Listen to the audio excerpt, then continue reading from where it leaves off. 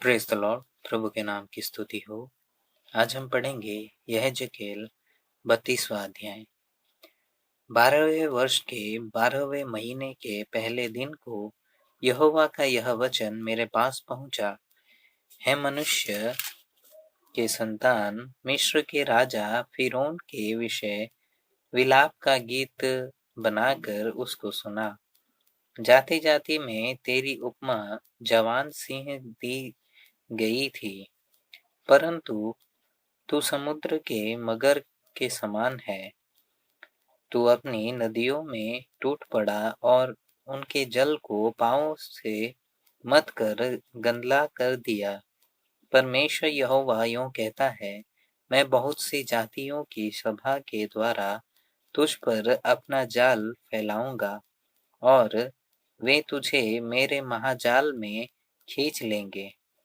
तब मैं तुझे भूमि पर छोड़ूंगा और मैदान में फेंककर आकाश के सब पक्षियों को तुझ पर बैठाऊंगा और तेरे मांस से सारी पृथ्वी के जीव जंतुओं को तृप्त करूंगा। मैं तेरे मांस को पहाड़ों पर रखूंगा और तराइयों को तेरी ऊंचाई से भर दूंगा, और जिस देश में तू तैरता है उसको पहाड़ों तक मैं तेरे लोहू से खींचूंगा और उसके नाले तुझ से भर जाएंगे। जिस समय मैं तुझे मिटाने लगूं, उस समय मैं आकाश को ढापूंगा और तारों को धुंधला कर दूंगा। मैं सूर्य को बादल से छिपाऊंगा और चंद्रमा अपना प्रकाश न देगा। आकाश में जितनी प्रकाशमान ज्योतियां हैं, उन सब को मैं तेरे कारण धुंधला कर दूंगा और तेरे देश में अंधकार कर दूंगा। परमेश्वर यहोवा की यही वाणी है। जब मैं तेरे विनाश का समाचार जाति जाति में और तेरे अनजाने देशों में फैलाऊंगा, तब बड़े बड़े देशों के लोगों के मन में रीस उपजाऊंगा। मैं बहुत सी जातियों को तेरे कारण विस्मित कर दूंगा, और जब मैं उनके राजाओं के सामने अपनी तलवार भेजूंगा, तब तेरे कारण उनके रोए खड़े हो जाएंगे और तेरे गिरने के दिन वे अपने अपने प्राण के लिए कांपते रहेंगे। क्योंकि परमेश्वर यहोवा यूं कहता है, बाबुल के राजा की तलवार तुझ पर चलेगी। मैं तेरी भीड़ को ऐसे शूरवीरों की तलवारों के द्वारा गिराऊंगा जो सब जातियों में भयानक हैं। वे मिस्र के घमंड को तोड़ेंगे और उसकी सारी भीड़ का सत्यानाश होगा।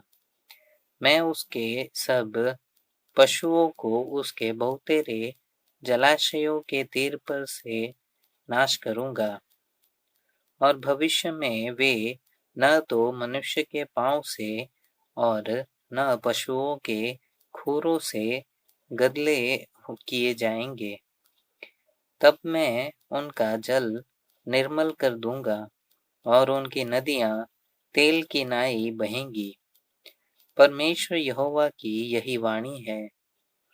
जब मैं मिस्र देश को उजाड़ कर दूंगा और जिससे वह भरपूर है उससे छूछा कर दूंगा, और जब मैं उसके सब रहने वालों को मारूंगा, तब वे जान लेंगे कि मैं यहोवा हूँ।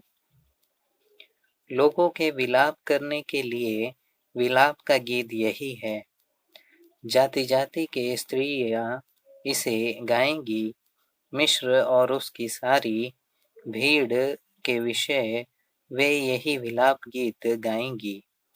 परमेश्वर यहोवा की यही वाणी है। फिर 12वें वर्ष के पहले महीने के 15वें दिन को परमेश्वर का यह वचन मेरे पास पहुंचा।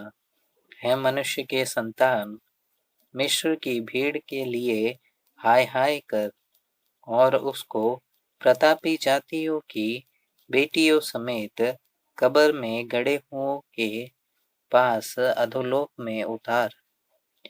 तू किससे मनोहर है, तू उतर कर खतनाहीनों के संग पड़ा रह। वे तलवार से मरे हुओं के बीच गिरेंगे, उनके लिए तलवार ही ठहराई गई है।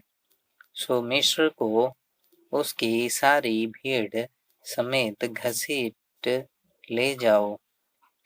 सामर्थी शूरवीर उससे और उसके सहायकों से अधोलोक में बातें करेंगे। वे खतनाहीन लोग वहां तलवार से मरे पड़े हैं। अपनी सारी सभा समेत अशुर भी वहां है। उसकी कब्रें उसके चारों ओर है। सब के सब तलवार से मारे गए हैं। उसकी कब्रें गड्ढे के कोनों में बनी हुई है और उसकी कब्र के चारों ओर उसकी सभा है। वे सब के सब जो अधोलोक में भय उपजाते थे, अब तलवार से मरे पड़े हैं। वहां एलाम है और उसकी कब्र की चारों ओर उसकी सारी भीड़ है। वे सब के सब तलवार से मारे गए हैं। वे खतनाहीन अधोलोक में उतर गए हैं। वे जीवन लोक में भय उपजाते थे, परंतु अब कब्र में और गड़े हुओं के संग उनके मुंह पर भी स्याही छाई हुई है। उसकी सारी भीड़ समेत उसे मारे हुओं के बीच सेज मिली। उसकी कब्रें उसी के चारों ओर हैं। वे सब के सब खतनाहीन तलवार से मारे गए। उन्होंने जीवन लोक में भय उपजाया था, परंतु अब कब्र में और खड़े हुओं के संग उनके मुंह पर स्याही छाई हुई है और वे मरे हुओं के बीच रखे गए हैं। वहां सारी भीड़ समेत मेशेक और तुबल है। उनके चारों ओर कब्रें हैं। वे सब के सब खतनाहीन तलवार से मारे गए, क्योंकि जीवन लोक में वे भय उपजाते थे और उन गिरे हुए खतनाहीन शूरवीरों के संग वे पड़े न रहेंगे, जो अपने अपने युद्ध के हथियार लिए हुए अधोलोक में उतर गए हैं। वहां उनकी तलवारें उनके सिरों के नीचे रखी हुई है और उनके अधर्म के काम उनकी हड्डियों में व्यापे हैं, क्योंकि जीवन लोक में उनसे शूरवीरों को भी भय उपजता था। इसलिए तू भी खतनाहीनों के संग अंग भंग होकर तलवार से मरे हुओं के संग पड़ा रहेगा। वहां एदोम और उसके राजा और उसके सारे प्रधान हैं, जो पराक्रमी होने पर भी तलवार से मरे हुओं के संग रखे हैं। गड्ढे में गड़े हुए खतनाहीन लोगों के संग वे भी पड़े रहेंगे।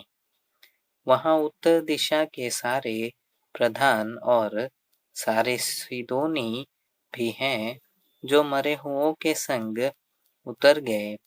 उन्होंने अपने पराक्रम से भय उपजाया था, परंतु अब वे लज्जित हुए और तलवार से और मरे हुओं के साथ वे भी खतनाहीन पड़े हुए हैं और कब्र में अन्य गड़े हुओं के संग उनके मुंह पर भी स्याही छाई हुई है। इन्हें देखकर फिरौन भी अपनी सारी भीड़ के विषय में शांति पाएगा। हाँ, फिरौन और उसकी सारी सेना जो तलवार से मारी गई है, परमेश्वर यहोवा की यही वाणी है, क्योंकि मैंने उसके कारण जीवनलोक में भय उपजाया था, इसलिए वह सारी भीड़ समेत तलवार से और मरे हुओं के सहित खतनाहीनों के बीच लिटाया जाएगा।